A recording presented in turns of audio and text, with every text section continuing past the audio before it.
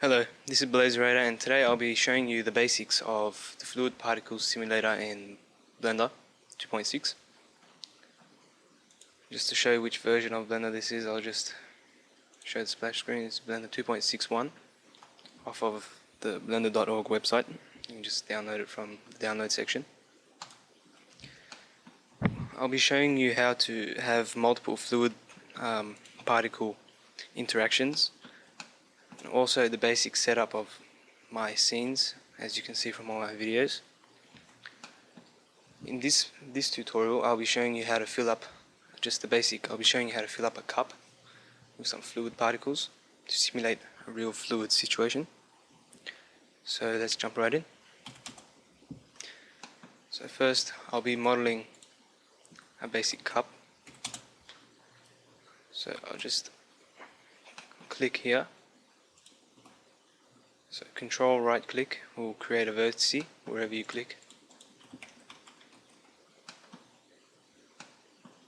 I'll snap this to the cursor. Just extrude out. I'm just modeling the basic profile of a cup. We'll use the spin tool later on to create a mesh out of this.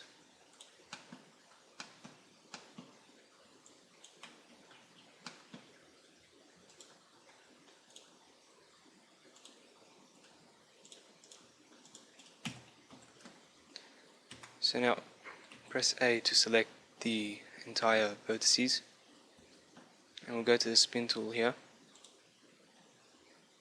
Change this to 16 and 360 degrees. So now we have a basic cup which is ready to be filled, sort of like a bucket anyway. I'm just going to remove doubles now because we have extra vertices which are not needed. So we have our cup modeled. I'll just set this to smooth.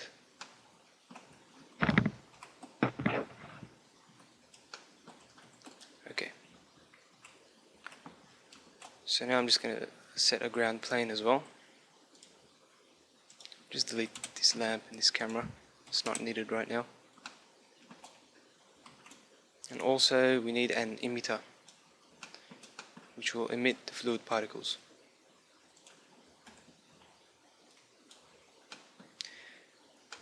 Now let's just go and add a particle system now to the emitter.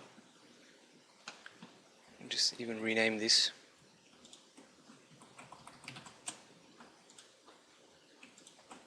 Ground cup. Now with the emitter selected, I've added a particle system. Just right now, I'll just show again. Now if we press Alt A to see the animation, see how the particles come down and they abruptly just end off here. So we're going to increase their lifetime, let's say 5,000. And if we increase the emitter speed, the normal value, to say 5, you can see how the particles go up. We don't want that. So we're just going to rotate the emitter down to face downwards towards the cup. See how they just go through. We need to set these objects as a collision object to enable physics for collision, also for the ground. So now if we look at it, see how the particles bounce off. Right now the physics for these particles is set as Newtonian. We want to set it as fluid, which is the basic point of this tutorial. They still behave the same in this case. However, there are a few settings we need to change, and I'll be just showing you simple basic methods, some settings that we can change to get a good simulation here. This tutorial will just be like the basics, so you should be able to learn from here. This is just to begin. I'm also going to set the display settings of these particles to a circle to draw the size. I want to see how large these particles are being simulated at. Right now you can see how they're a bit too small, they're not really interacting with the particles around them.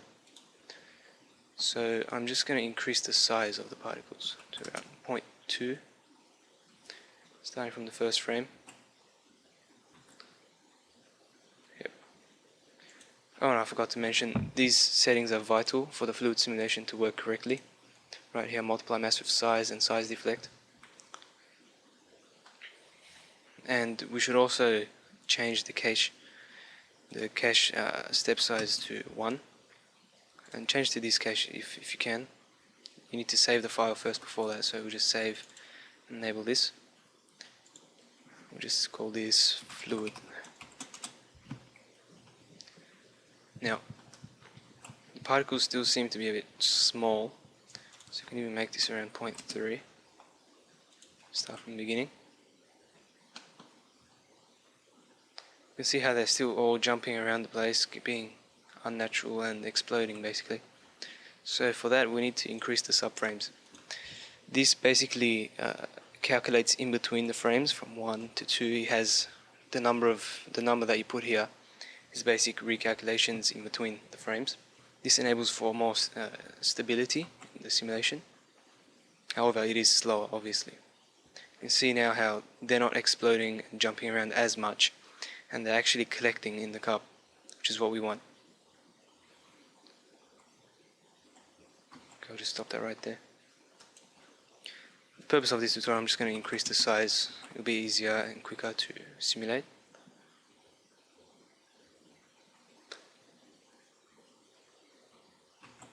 And we can also increase the number of particles which are emitted. Now these two values go hand in hand. If you alter one of them, you need to alter the other to compensate for it. The number of particles, I'm just going to set it to 5,000 in this case. Let's just play this. Yep. Right now this simulation looks fine. These numbers are suitable. However, if we were to increase the number of particles to say 50,000, which is overkill for this purpose, you can see how the simulation is unstable. However, to fix this, we need to decrease the size of the particles. So we increase it by a factor of 10, we should do similar, maybe not as much. We can just play with this, make it 0.1 perhaps, see how that works. You can see how it's much more fluid-like and less jittery. However, it is much slower because the number of particles is increased substantially. So I'm just going to decrease this back to just say 4,000. Make the size of these particles 0.4. And there we can see how that works. Particles are collecting. One thing you can also set for the collision objects is to increase the particle dampening. This reduces the amount of energy which are possessed by the particles after a collision. So if you set this to 0.5, exactly half of the energy of the particles will be conserved in the collision.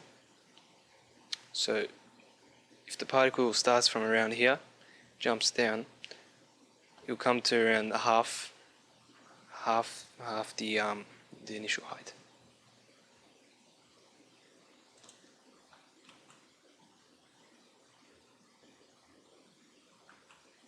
Forgot to set it for this one as well.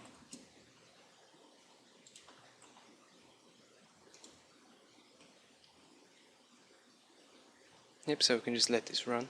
I'm going to go back to the first frame, just set the end point for this to about 180, 200 even. Just going to go into the emitter panel, press Bake All Dynamics. This essentially saves the cache data onto your hard drive, if you've selected this cache of course. And so every time you play back the animation it doesn't need to recalculate. This is essential if you want to render the scene with no problems, no flaws, no issues. So just let this finish.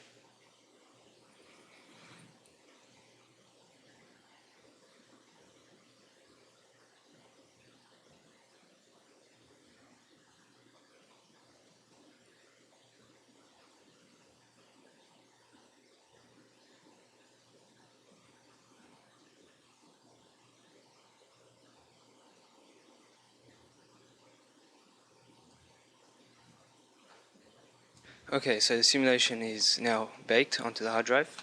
You can just play through this animation now.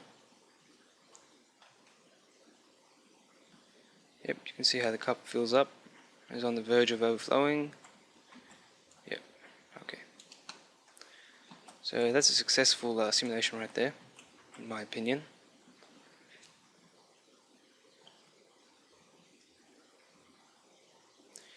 There are many other settings here. I didn't go into them, but they're actually quite self-explanatory. If you just hover over them, it tells you some basic information. So yeah, these are the most essential settings: the size of the particles, the subframes, and the time step. I haven't gone into depth with this one. I'll show you in the next part of this tutorial. And also this fluid interaction panel here. So now, if we render this scene, first need to add a camera. If we render this scene and the lamp,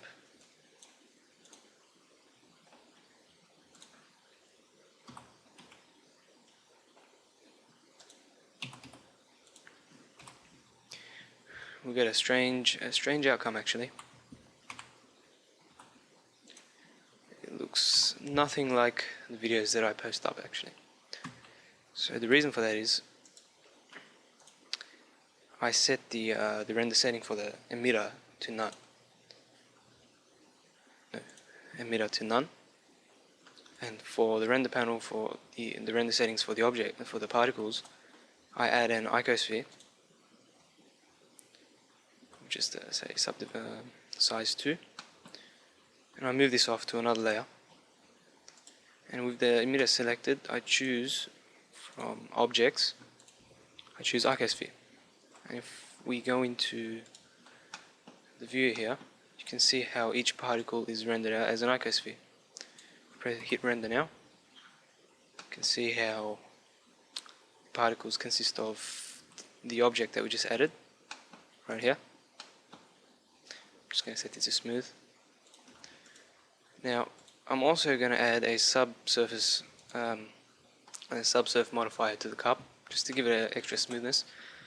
Now make sure this modifier is after the collision, otherwise the cache data will be invalid. So I just set this after and hit render again. See how it's much more smoother. Also, as you can see here, the camera is clipping off the end, so I'm just going to increase the clipping. There we go. Now, right now this scene looks very unnatural. It does not look even remotely realistic. So let's go change that with the use of a little bit of environment lighting and ambient occlusion. I'm just going to enable these and change this to multiply because this gives me a better result, in my opinion. Sky color, environment lighting, and we're just going to make some sort of a sky.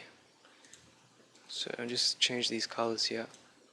You can see how this is meant to simulate the sky. If we hit render now, you can see how that looks much more better. It looks like some sort of daytime, and it looks, although it is a bit grainy, we can fix that. You can either increase the samples or you can use this fall off parameter. So if we hit render again, it looks much more smoother. We'll just turn this off, and you can see the difference here. You can see how it makes such a difference. With the same amount of samples, the image looks much clearer and smooth. You can even increase this distance to about 3. We'll just see that how that looks.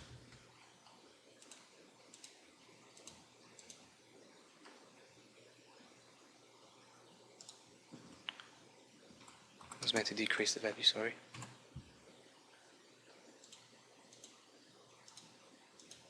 Alright, that looks much more better. I think this environment lighting is a bit too strong, so I'm just going to decrease that value. And there's no contrast with the ground, so I'm going to decrease the color of this, make it a bit darker. Maybe that was a bit too dark. And I'm also going to change the color of the icosphere, which is being used as the particles. So it just makes like an orange color. I tend to use these settings, RNA and cubic interpolation, and I'll also decrease the intensity of the specular intensity of the object. So hit render again. Yep, that looks fine. However, you can't really see where the particles come down here. So we can maybe turn this into a glass object, or we can just use transparency.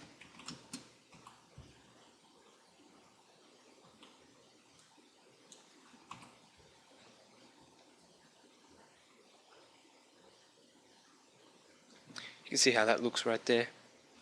However, I don't like how that looks, so I'm just gonna play with some ray tracing.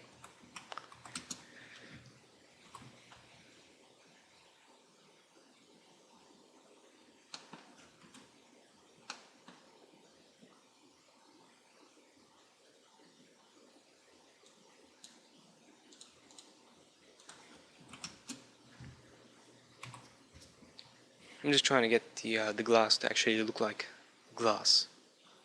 So, yeah.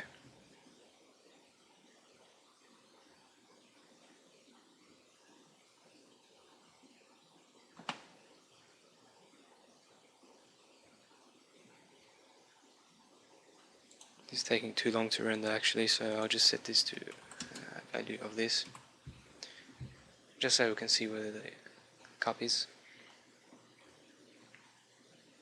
So yeah, you can see how the fluid comes in and is interacting with the cup.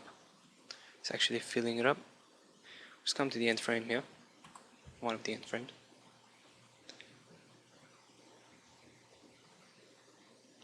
Yep, that looks quite good.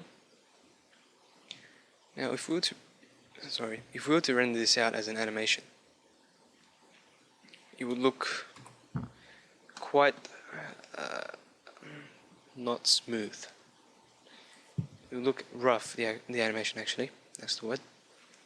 So our eyes perceive most moving objects as blurred, so this is one feature, sample motion blur.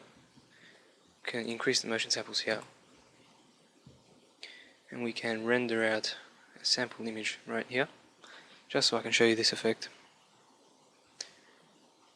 This basically calculates subframes and renders out individual subframes based on this number here, and merges the images together to create a blurred image, as you can see here. So this basically imitates how real life looks. However, this can sometimes take much longer to render if you have a very complicated scene. So I tend to use vector blur. It does have its disadvantages, however it is much quicker and looks quite good in most cases. To apply vector blur, we need to delve into the composite node, the compositor. So first we need to enable the vector property to be rendered before we can use this. So I'm just going to go to a different slot so I can compare the two. Yep, okay. So now we'll go and add a vector blur node. Just put it in between here. Just connect these up. And we can straight away see how it has had an effect. However, here is the difference of the two different types of blur. Sampled motion blur looks much nicer, and it does work with transparent and ray traced objects. Vector blur, look in this area actually. Vector blur, however, fails to do so, as it is using individual pixels, not an actual subframe based motion sampling. So you can actually see around these edges it does look quite rough. This is vector blur. To fix this we can try to enable curved, and we can also increase the samples here, say about 64. Just hit render again.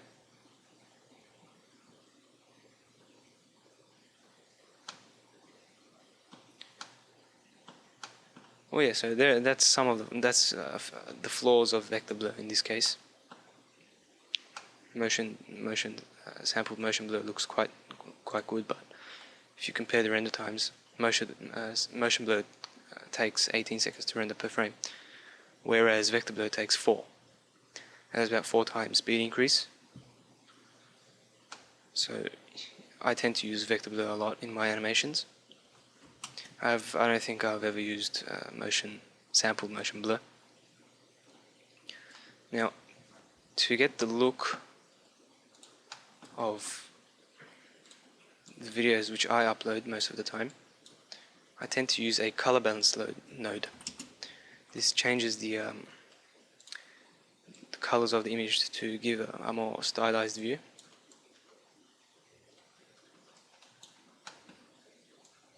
So if I just connect these up here, you can see the effect in the background.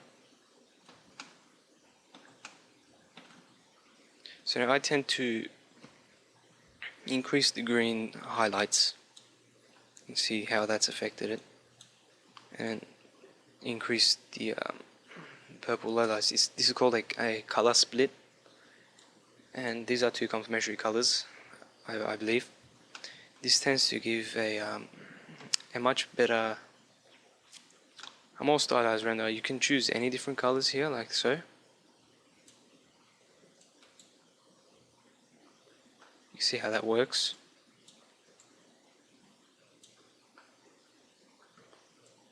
It's a bit too strong with the blues, so I'm just decreasing that. Yeah, so I tend to go for green highlights and purple midtones.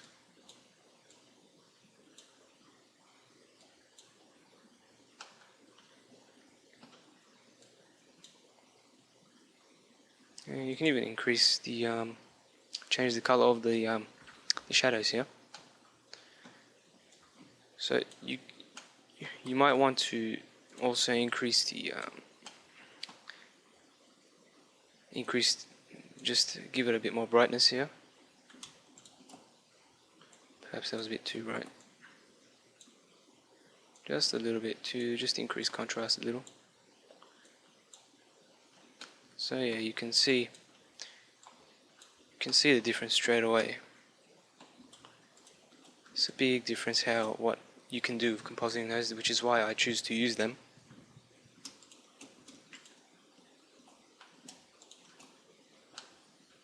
Okay, so you can just render this animation out.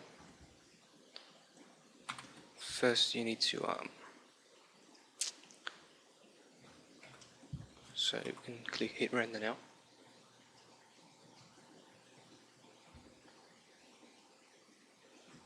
There we go, you just select the render path here. Just hit render. Choose frame underscore. Yep, that looks about right. I'm just going to decrease this. Purpose of this animation. I'm just going to render the scene now. Alright, so I'll wait for this render. This is the first part of the fluid particles series complete. I'll also upload this alongside the video at the beginning, maybe, just to show you what it looked like actually. Maybe not. Anyway, I hope you enjoyed this. So I enjoyed making this tutorial. I hope you can learn from my tutorial. Thank you for watching.